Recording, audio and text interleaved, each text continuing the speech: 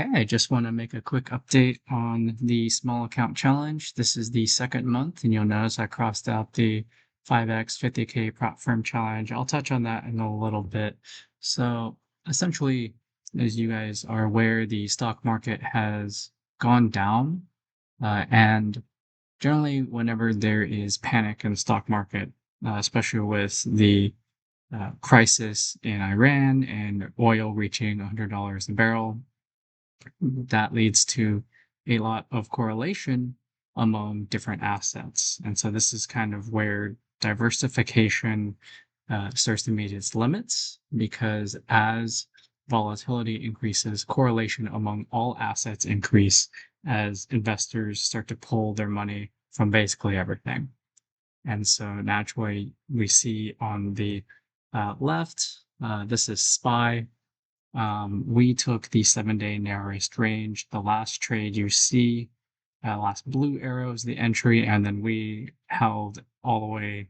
And even though the small account is still doing fine, the prop firm accounts got blown because of the intraday drawdown rule. They cannot sustain the constant ups and downs, and their drawdowns started from the highest that the accounts had ever been, rather than the small account, which can actually handle all these ups and downs.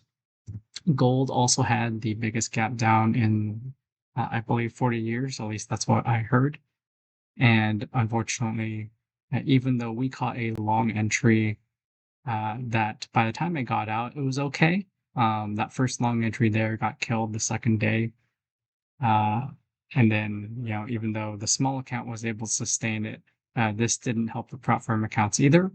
And again, micros are being taken on all the prop firm accounts, but that still was not enough of a size down to handle all of the volatility that's been dropping. Did have some winning trades in gold afterward, but again, the prop firm accounts were all blown at that point, and only the small account was able to benefit from that. So let's talk about the small account challenge. There are some trades not shown here just because I couldn't fit all of the trades in here, but you can kind of see roughly the trade dates. You can see some of the micro gold trades, and then there's also micro Dow that you see in there. I don't really talk too much about my Dow strategies, but I have been slowly turning on more portfolio strategies from different instruments onto this small account.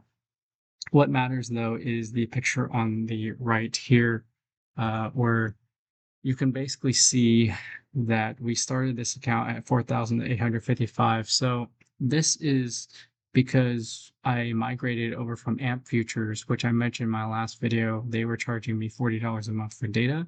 And while $40 a month is reasonable if you have a decent account size, with a $5,000 small account challenge, $40 a month is a considerable amount to be losing every month just to pay for data.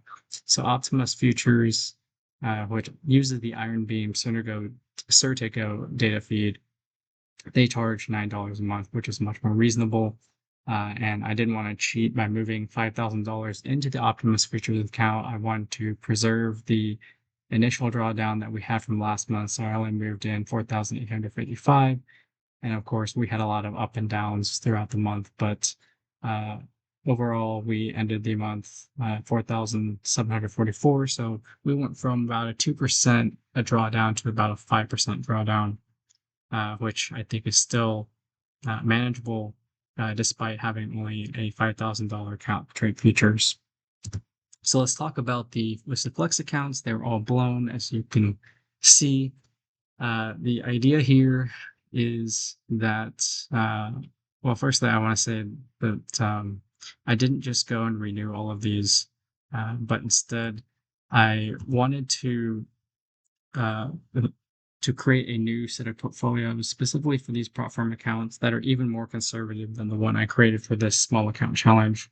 As clearly the market has shown that even though a small account can sustain all these ups and downs, and then hopefully by the end of the year be green and beating buy and hold, prop firms require almost entirely intraday only strategies, and not some of these strategies where they enter in the overnight session and then they exit by the end of the session and then re-enter overnight as a way to simulate swing trading.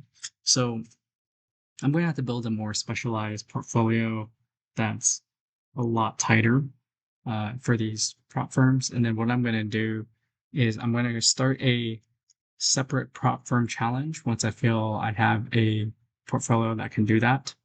And I'll just make a separate video series for that. So I think it's easier.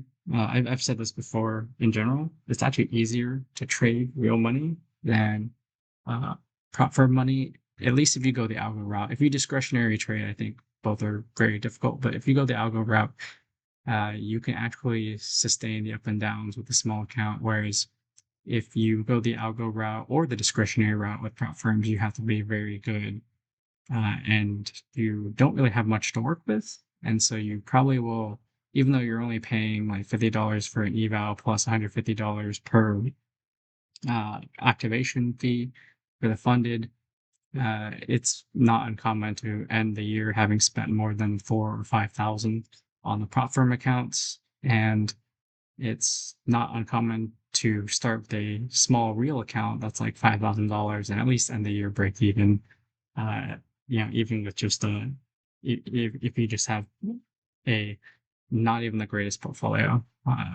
So that's the weird kind of inverted take on it. But yeah, that sums up where we are in these 2 months. I'm looking forward to seeing how this small account challenge goes by the end of the year. And like I said, I'll start a separate prop firm portfolio challenge as a separate video series once I feel that I have a portfolio that is tight enough for the $2,000 intraday drawdowns that a lot of these prop firms have.